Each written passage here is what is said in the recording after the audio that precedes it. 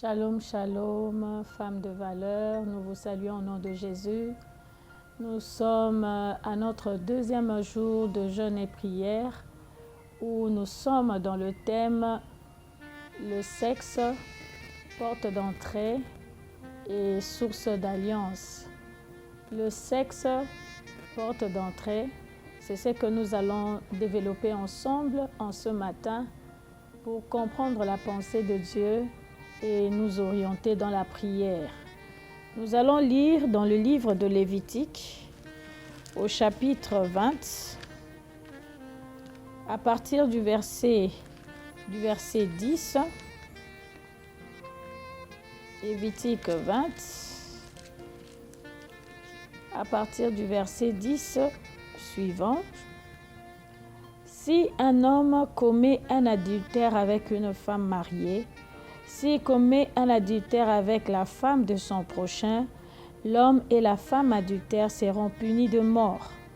Si un homme couche avec la femme de son père et découvre ainsi la nudité de son père, cet homme et cette femme seront punis de mort et leur sang retombera sur eux. Si un homme couche avec sa belle-fille, ils seront tous deux punis de mort. Ils ont fait une confusion, leur sang retombera sur eux. Si un homme couche avec un homme comme on couche avec une femme, ils ont fait tous deux une chose abominable, ils seront punis de mort, leur sang retombera sur eux.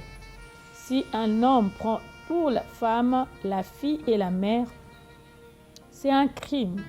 On le brûlera au feu, lui et elle, afin que ce crime n'existe pas au milieu de vous. Si un homme couche avec une bête, il sera puni de mort et vous tuerez la bête. Si une femme s'approche d'une bête pour se prostituer à elle, tu tueras la femme et la bête, elles seront mises à mort, leur sang retombera sur elles. Si un homme prend sa sœur, fille de son père ou fille de sa mère, s'il voit sa nudité et qu'elle voit la sienne, c'est une infamie. Ils seront retranchés sous les yeux des enfants de leur peuple. Il a découvert la nudité de sa sœur, il portera la peine de son péché. Si un homme couche avec une femme qui a son indisposition et découvre sa nudité, s'il découvre son flux et qu'elle découvre le flux de son sang, ils seront tous deux retranchés du milieu de leur peuple. Tu ne découvriras point la nudité de la sœur de ta mère, ni de la sœur de ton père, car c'est découvrir sa proche parente. Ils porteront la peine de leur péché. Si un homme couche avec sa tante, il a découvert la nudité de son oncle, il portera la peine de leur péché, ils mourront sans enfant. Si un homme prend la femme de son frère, c'est une impureté. Il a découvert la nudité de son frère, ils seront sans enfant. Vous observerez toutes mes lois et toutes mes ordonnances, et vous les mettrez en pratique, afin que le pays où je vous mène pour vous y établir ne vous vomisse point. Vous ne suivrez point les usages des nations que je vais chasser devant vous, car elles ont fait toutes ces choses, et je les ai en abomination. Amen. Nous lirons également dans 1 Corinthiens 7, verset 1 Corinthiens 7, le verset 1 jusqu'au verset 3. Je lis au nom du Seigneur. Pour ce qui concerne les choses dont vous m'avez écrit, je pense qu'il est bon pour l'homme de ne point toucher de femme. Toutefois, pour éviter l'impudicité, que chacun ait sa femme et que chaque femme ait son mari. Que le mari rende à sa femme ce qu'il lui doit et que la femme agisse de même envers son mari. Nous sommes dans le livre de Genèse au chapitre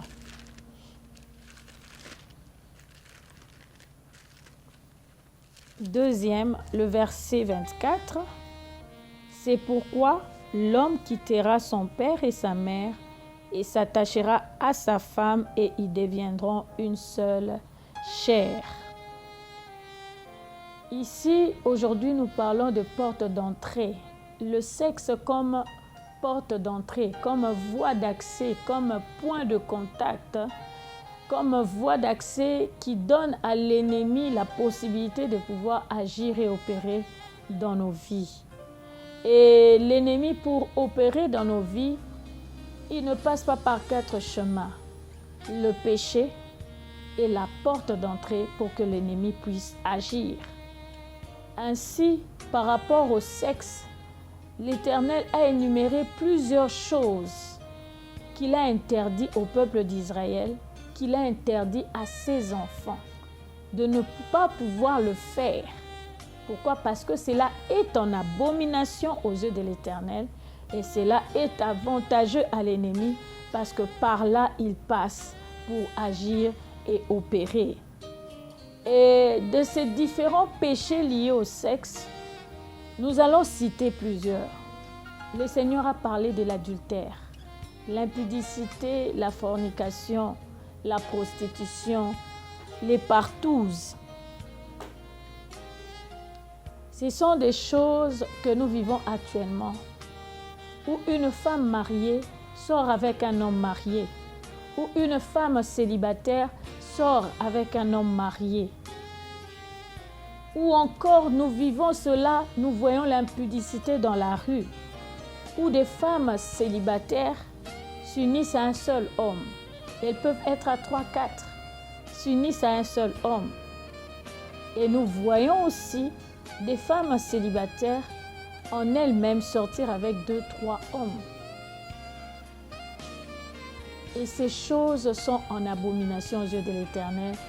Ces choses-là sont des brèches par lesquelles l'ennemi passe pour opérer.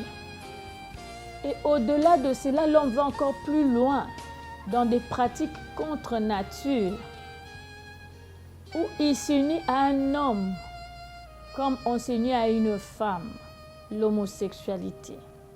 Il s'unit à une femme comme on s'unit à un homme, le lesbianisme. Pour aller encore plus loin dans nos jeunes âges, il y avait le système de carénage, où l'un se prend pour l'homme et l'autre se prend pour la femme. Ces choses-là sont en abomination aux yeux de l'Éternel. Au-delà de cela, l'homme, lui, il est encore dans zoophilie. Il cherche à s'unir à un animal. J'ai eu à lire où une femme a contracté le mariage avec un chien et que cela a été légalisé en Norvège. L'homme va très loin jusqu'à s'accoupler avec des animaux.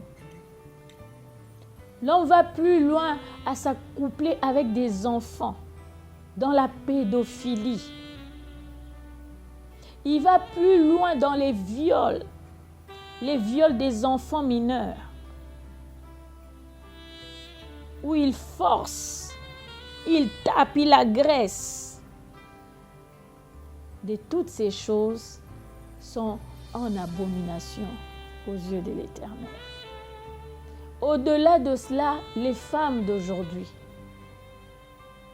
Les femmes d'aujourd'hui, quand je parle de femmes, je vois et les célibataires, je vois et les mariés qui se lancent dans des pratiques, dans des fétiches, qui appliquent des poussières ou bien des produits donnés par des féticheurs juste pour retenir un homme.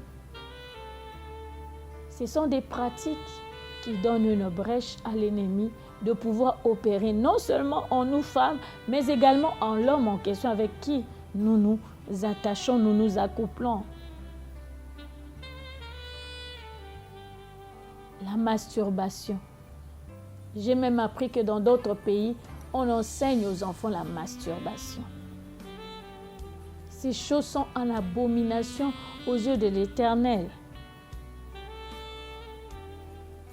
Et cela a des conséquences sur le plan spirituel, voire même sur le plan psychologique, voire même sur le plan sentimental. La pornographie. Les sites pornographiques, il y en a maintenant plusieurs. Et plusieurs ne se cachent plus. Et ils prennent plaisir. Or, de toutes ces choses-là, sont en abomination aux yeux de l'Éternel. Mais par contre, le diable le sachant, il séduit les enfants de Dieu dans ces milieux-là. Il séduit les femmes, il séduit les célibataires dans ces milieux-là. Parce qu'il sait ce qu'il cherche, parce qu'il sait ce qu'il peut avoir, ce qu'il peut prendre et ce qu'il peut détruire. Si nous allons sur le plan physique de tout ce que je viens de parler, de l'adultère, de la prostitution, même de la masturbation, de toutes ces choses-là emmènent plusieurs maladies sexuellement transmissibles. Il y a le sida, il y a les syphilis, il y a l'herpès, il y a plusieurs maladies. Il y a même le gonorrhée qui est cité dans la Bible où on dit la personne qui est atteinte de cette maladie-là devait être déclarée impure et devait être mis de côté, écarté, retranché. L'ennemi, sachant toutes ces choses-là, il séduit les enfants de Dieu pour les avoir dans ces maladies. Il y a plusieurs qui sont tombés dans le sida, dans le VIH-sida. Moi, je connais une femme, elle était fidèle à son mari, mais le mari avait plusieurs femmes et il a contracté la maladie et il l'a transmis à toutes ces femmes. Et ils ont laissé des orphelins. Ça, c'est le plan du diable. Ça, c'est ce que l'ennemi veut. C'est là où l'ennemi t'attend pour t'atteindre, te détruire et détruire ta vie. Non seulement il détruit physiquement, il détruit ton âme. Il détruit ton esprit. Il te fait souffrir avant de te retrancher du milieu des hommes. C'est pourquoi l'homme quittera son père et sa mère et s'attachera à sa femme et les deux deviendront une seule chair. De là, qu'est-ce qu'on sous-entend? De là, on sous-entend l'accouplement. De là, on sous-entend le coït. De là, on sous-entend que l'homme et la femme, lorsqu'ils s'unissent dans leur corps, ils deviennent une seule et même chair. Et le diable, sachant que ces choses-là doivent être exploitées dans le contexte de mariage, comme Paul nous l'a dit dans 1 Corinthiens 7, verset 1 à 3, il nous emmène hors le contexte pour pouvoir bien avoir accès. Parce que lorsque nous sommes hors le contexte, lorsque nous sommes hors mariage, c'est déjà le péché. Et dans ce cadre de péché, il fait qu'ils deviennent une seule et même chair, de telle sorte ou bien de la manière à ce qu'il y ait transfert des esprits, transfert des esprits, transfert des démons. Au-delà de cela, il y a des mariages nocturnes qui sont issus de ces rapports hors mariage, qui font de sorte qu'il y ait des maris de nuit et de femmes de nuit qui viennent tourmenter la vie des enfants de Dieu. Mais Dieu est amour. Notre Seigneur est tellement amour. Sachant toutes ces choses-là, voyons tous ces mouvements-là, où l'ennemi emmène les enfants de Dieu hors du contexte. Il les emmène dans les viols, il les emmène dans les fornications, impudicités, adultères, ou même il y a des avortements. Il les emmène dans l'inceste, homosexualité, lesbianisme, pédophilie. Il emmène dans toutes ces choses-là et il ramène plusieurs sortes de maladies. Mais Christ, dans son amour, il est celui qui guérit. Il est celui qui guérit de toutes sortes de maladies. J'aimerais annoncer à une femme, vois d'abord la cause de ton problème, réponds-toi, ferme la porte et la guérison entrera dans ta vie. Et certaines stérilités sont la source de tout ce problème-là. Entre dans ta chambre, ferme la porte derrière toi, fais la repentance sincère, ouvre ton cœur et le Seigneur entrera pour te bénir. Il y a d'autres qui portent du sang dans leurs mains juste parce qu'ils ont eu à avorter.